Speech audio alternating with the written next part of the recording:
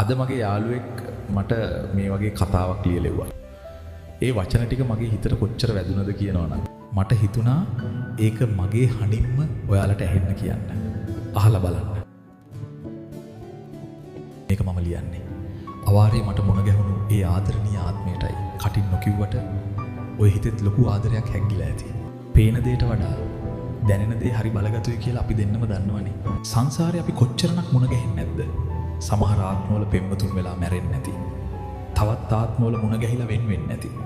මේ ආත්මෙත් අපි මේ විදියට හරි මුණ ගැහුනේ ගිය ආත්මෙකදී ආයමත් හමු වෙමු කියලා අපිම ප්‍රාර්ථනා කරපු නිසා වෙන්නේ නැටි. මම පරක්කුයි තමයි. ඒත් කවදා හරි දවසක ඔයාට මතක් වෙයි මේ ලෝකේ ඔයාට පණ එරෙන්න ආදරය කරපු පිස්සෙකුත් ඔයා ළඟින්ම හිටියා කියන එක. හොඳට මතක තියාගන්න ඔයාට කවදාවත් බැරි වෙයි මාව අමතක කරන්න. මොකද දන්නවද? මම කියන්නේ මුලින්ම ඔයාගේ රූපෙවත් හරියට නොදැක ඔයත් පුදුම වෙන තරමටම ඔයාගේ ආත්මයට ආදරය කරපු කෙනෙක්. ඉතින් ඒ ආදරයට ඒ ඇරෙන්න තව සාක්ෂි මොකටද? මං ඔයාගෙන් ඉල්ලන්නේ මේ පුංචි දේ විතරයි. මගේ හිනාව මගෙන් උදුර ගන්න එපා. මට ඔයාව දැනෙන මේ දුරින් පුළුවන් නම් ඔහොම ඉන්න මං ඔයාට ඒ තරමටම ආදරෙයි. ලබන ආත්මෙත් අපි හම්බෙන්න ඕන.